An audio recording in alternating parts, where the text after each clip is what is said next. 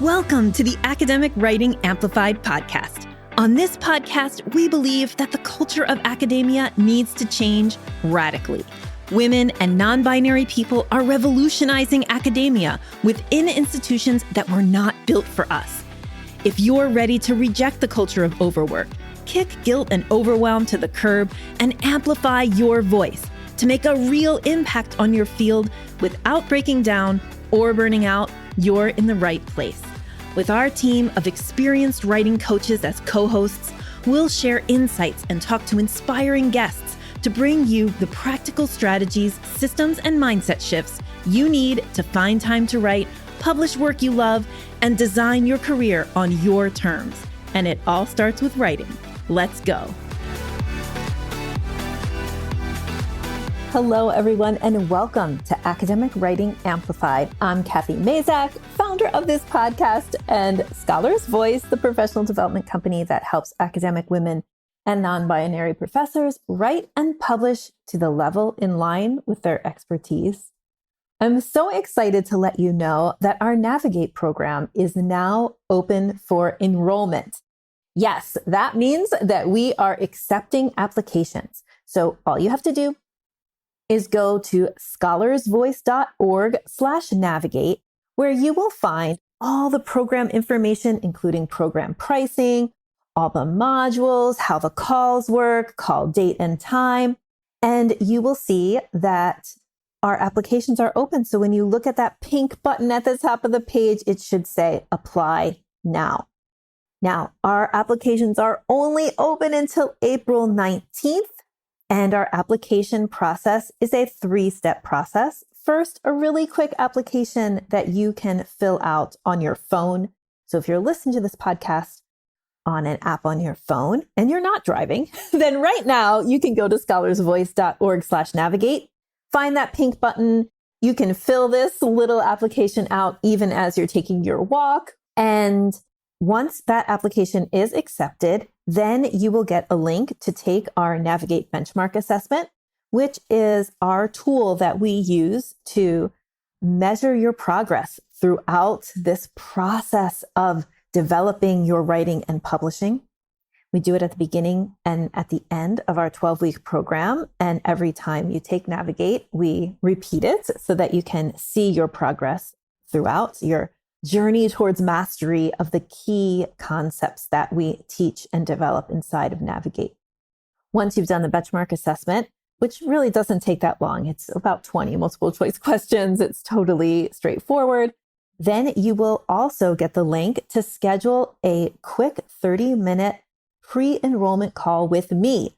So that means that you get to talk directly to me, get all your questions answered about the program. I go through a process during that pre-enrollment call where we are both figuring out whether Navigate is the right next step for you. And if we both decide that it is, then I'll invite you to enroll right on the call. So go to scholarsvoice.org/navigate and apply for Navigate today. Welcome back to the Academic Writing Amplified podcast. I'm Kathy Mazak, your host for this episode. And today I'm talking about mission-guided time and project management. All right. So I've done a few podcast episodes recently about the difference between project management tools and project management skills. And this episode does kind of fit in that groove or that group of episodes. But today I am kind of lumping together time and project management because the most important skill for both of those things is discernment. It's intentional decision making. Okay, so if you feel frazzled and like you're totally booked out and you don't have time for anything, and that your impediment to getting your writing done is time, that's a time management problem. So you might have, identified that as, I need to work on my time management, or I need something to help me with time management. Maybe you've gone to planners or calendars or apps or that kind of thing. Again, I'm going to say, as I have said in previous episodes, Actually, what you need to do is work on your discernment, work on your decision making. And that is the first step to solving your time management problems. Similarly, for project management, if you have lots of balls in the air, right? So you have many drafts of articles in various stages of done. You have other projects like curriculum revisions and new courses you're teaching. I also kind of lump into the project category advising students, right? When you're working closely with a student on their master's thesis or a PhD dissertation, then that becomes a project for you, even though obviously it's mostly the student's project, but advising them through the project is a project for you. So again, if you are feeling that I'm pulled in 1,000 directions because I have too many things on my plate, that's a project management problem. And again, maybe you've thought, oh, I'm going to solve this project management problem instead of with project management skills, with project management tools like apps and that kind of thing. But what I'm saying in this podcast and in all my podcasts is that actually the most important or the quickest way to solve your time management problems and your project management problems are through developing your discernment, your intentional decision making. And the way that I teach, that I advise, that I guide you all to doing that discernment development is by having your mission guide your discernment. So right now, your discernment, your decision making might be happening based on things that are not your mission, right? Because unless you've intentionally done this work, then something else is driving your discernment. I'm going to list some things to see if anything sounds familiar to you, okay? So sometimes your decision making is simply guided by what other people push onto your plate. And for women and non-binary professors on the tenure track or equivalent in your country, that can be your department chair, your dean, even senior colleagues or colleagues around you are like, wow, we need to do this accreditation. Oh my goodness.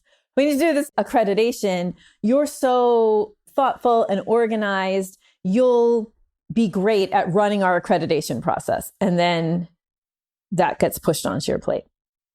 Or I need you to chair this committee. That gets pushed on your plate. Or somebody has to do the curricular revision for the basic courses. That gets pushed on your plate. So your decision-making is less decision-making, or what guides your decision-making is somebody else told me I should do it. And it sounds like obvious, right? It sounds like maybe a little bit like I'm talking down to you if you like thinking like, well, obviously I'm not just doing what everybody else says, but take a minute and really think about it.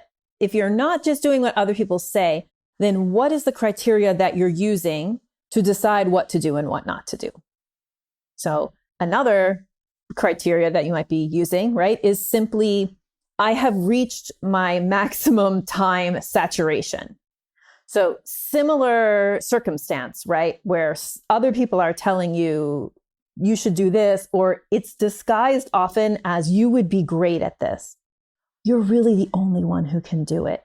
Really, your unique skill set and wonderfulness is perfectly made for this horrible project. So other people, or like even in writing, right? Or in collaborations, like people want to collaborate with you. Like usually people are attracted to this podcast because they have backed up publication pipelines, because they are great colleagues, because they're smart and thoughtful and helpful. And we know that being smart and thoughtful and helpful often gets more projects pushed your way, which is why you really have to develop your decision making. And back to using time as your decision maker, it can't just be based on time. So what making your decisions based on time looks like is basically you say yes to lots of different projects. And when you start to say no is only when you become like time saturated. So what I mean is that you are imagining that your time is kind of expanding or you can fit more projects in and you keep saying yes, even past the point where you actually have time to do things. And what happens is you get to some kind of little breaking point or a big breaking point where you stop being able to handle it. And what that looks like might be for you like a frustrated breakdowny kind of I'm operating with high levels of cortisol every day. And so I have a physical kind of, I get sick or, something happens that way. But it could also be like, I'm starting to let projects slip. Like things are falling through the cracks and you don't have the systems in place. And well, really what you don't have is the discernment in place to make sure that things don't fall through the cracks that are important. And all of a sudden you are not operating as you want to be. And then you feel guilty. And then that's when you realize, oh, I'm saturated. And then I have to say no, just because I literally can't handle anything else. And that's, again, like if your decision making is based on that, on time, oh, I think I have the time or I don't, that certainly should be a consideration when you're taking on new projects. But it can't be the only consideration. It doesn't work. Like that will backfire. And in this way that I just explained, right? That you'll start to slip, your quality will slip, your physical health might suffer, those kinds of things. You'll feel stressed all the time. The other thing that can be that maybe you're making decisions based on urgency instead of importance, right? So this is something people talk about a lot. Sometimes it's called the Eisenhower matrix, right? Where you have a 2x2 matrix with urgent and important. So you can have things that are urgent and important, urgent, unimportant, not urgent, but important, and not urgent, not important, right? In the kind of 4 quadrants of that matrix. And even though I actually don't think there are as many urgent things in academia as people paint them to be, like, unless you're in academic medicine or something, like there's like true urgency, it's mostly falsely created urgency, but regardless, it feels urgent. And that's how you decide what to do. I'm just going to do the thing whose deadline is coming up faster, right? So all your decisions on how you're managing your time and how you're managing your projects is based on urgency. Sometimes the way that people in admin positions who come into my programs talk about this is putting out fires, right? Like you're the department chair, you have a vision for what you want to do in the department, but what you actually do is put out fires. Like you just solve problems that were not of your own making all day long. And so you never get to that important thing. The other way that you might be making decisions about your time and project management is just by habit, right? So, you've been teaching at this time for the last 5 years, so you're going to keep teaching at that time. You've been on this committee for all this time, so you just stay on the committee. Like it's just habit. It's just like those things you pick up on the way through your career and you keep them. It's just routine. It's just habit. So again, if you're not making decisions based on your academic mission statement, you may be making decisions based on what other people push on your plate, time, like you get time saturated and then that's what is changing your decision making. You're only dealing with urgent or you're putting out fires. So your decision making is based on urgency or your decision making is based on habit, right? Like I've always done it that way. So I'm just going to keep doing it that way.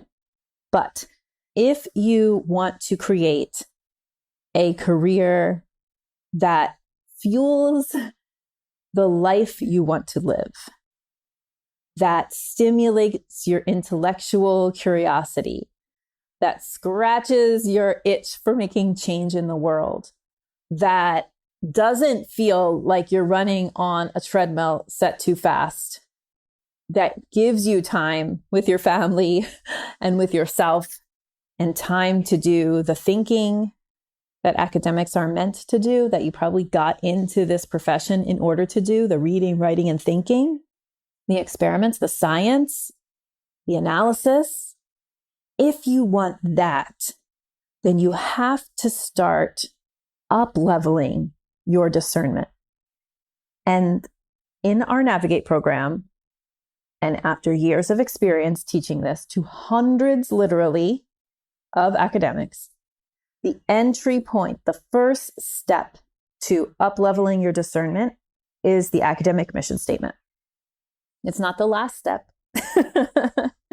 Not the last step. It's the first step. Once you do that, there are more steps. Like you kind of up-level, and then there's like next level problems, but there's also next level solutions to handle them. But everybody needs to start with writing an academic mission statement and taking on a decision-making plan based on that instead of any of these other things. That's how you develop discernment.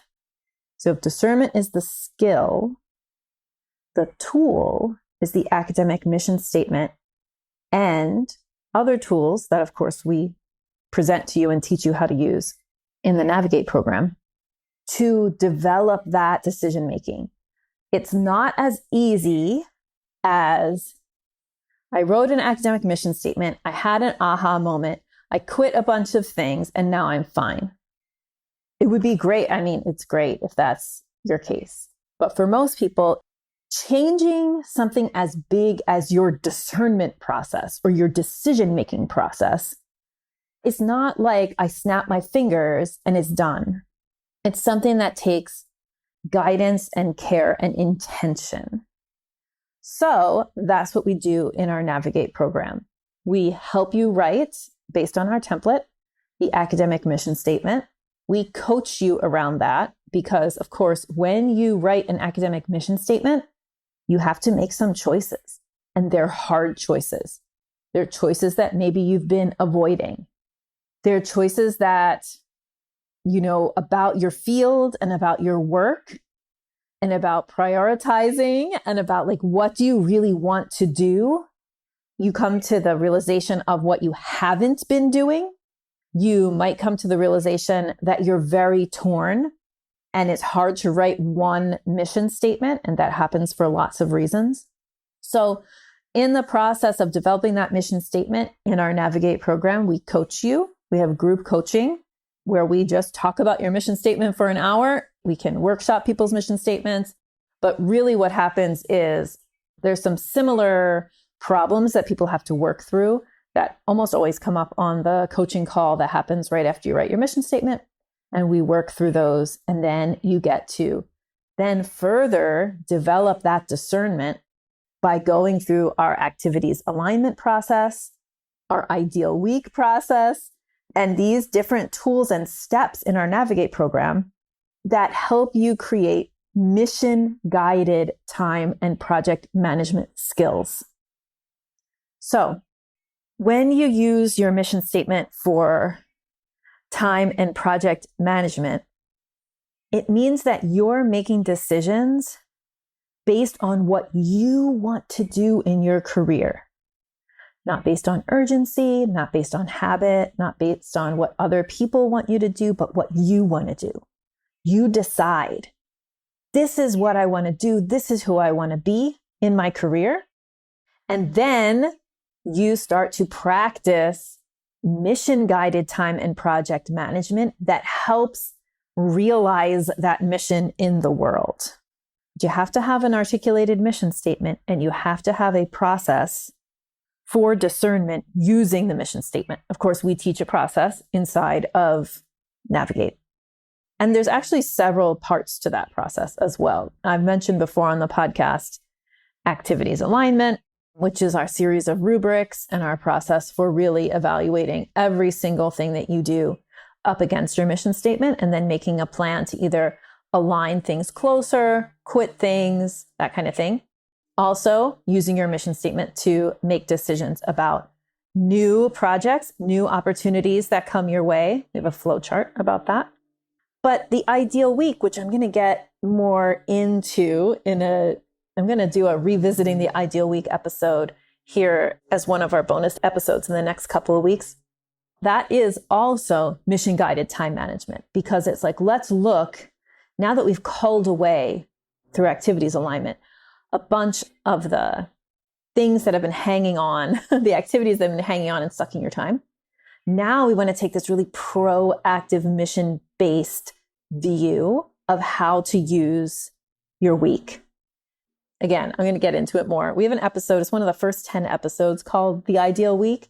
You should go back and listen to that. And then I'm going to do a revisiting Ideal Week episode. So that'll be coming out soon. But that is what I mean by mission guided time and project management. You write a mission statement and you make decisions based on that. The mission statement guides how you choose projects, what projects you keep, what projects you cull. It guides how you use your time, because how you use your time reveals what is important to you. So I want you to get out your Google Calendar or whatever you use as a calendar and maybe flip back 3 weeks. And I want you to just look at that week. Did the way you used your time that week align with what you want for your career? Or was it full of email and busy work and committee meetings that don't have an impact on people or aren't aligned with the impact that you want to have? Because the way we spend our minutes is the way we spend our life. So the way we spend our weeks is the way we spend our career. And so if we're not creating weeks that are working towards our academic mission, then what are we doing? We're just creating busy work for ourselves. We're just getting stressed out unnecessarily without a payoff at the end. And the payoff is the work that you want to see in the world. So our Navigate program is open for applications right now. That's why we're doing some bonus episodes. So if you're a regular listener to the podcast, thank you for listening. We usually release episodes on Tuesdays, but we are going to be doing a little flurry of additional episodes during our application or our enrollment period for Navigate. So applications are open right now, which means you can go to scholarsvoice.org/navigate, find the pink button at the top of the page. When you find that pink button, it should say apply now. If you're listening in some other time and it says waitlist, then just go ahead and get on the waitlist. But it should say apply now. When you click on that, which you can do right from your phone, you're going to get a short form with mostly multiple choice questions, a couple of spaces for you to answer. And that is our application for our Navigate program. That's step one. We have actually a 3-step application process. That's because we are really curating a intentional community of coachable people who have the same set of problems. So we are looking for professors, women and non-binary professors who have a backlog of papers and they are ready to do the work that is going to help them clear or publish their backlog of papers and learn a process for that. So as I've mentioned, right, this whole program is kind of grounded in mission-guided time and project management. So we're going to look at different kind of levels, I call them, of your work. The high level is the publication pipeline. That's the top level, like what projects are in play, what is your process for moving a project from an idea all the way to a submission. We're going to look at your project management. We're going to collect data on ourselves in order to understand how long it takes and what size to make our tasks when we're thinking about our writing. So that's project level. So multi-project level is the pipeline. Project level is like each individual article, or sometimes you can think of it as a chapter, that kind of thing. Then we're going to look at time management in terms of that ideal week, like how are we going to manage our time so that it reflects our values and our mission. And then finally, the everyday writing session. How are we going to create a writing session that really flows? And the word that we use inside the program is soaring system for that. And we talk about your soaring state, which is the time of day, kind of listening to your body's natural energies, or engineering a very flow state kind of writing session. Because at the end of the day, you need to create a positive relationship with your writing. That's what the soaring system is all about. So we start big, we go down to the everyday writing session. And throughout the 12 weeks of the program, you are also working towards submitting what we call a low-hanging fruit article. So everything that you learn in the program gets applied to your low-hanging fruit article, and that's how you learn a process. That's what it means when I say you learn a process for clearing your publication pipeline. Or clearing your backlog of papers. All right? Applications are open now. As I mentioned, first step is apply at scholarsvoice.org/navigate. Hit the pink button, fill out your application. It should only take 5 minutes. And then once your application is accepted, you will get the invitation to schedule a pre-enrollment call with me.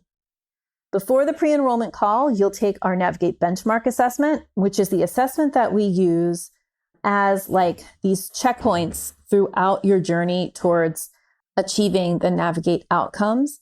We have you self-assess based on levels of mastery, everything from unknown up until mastered.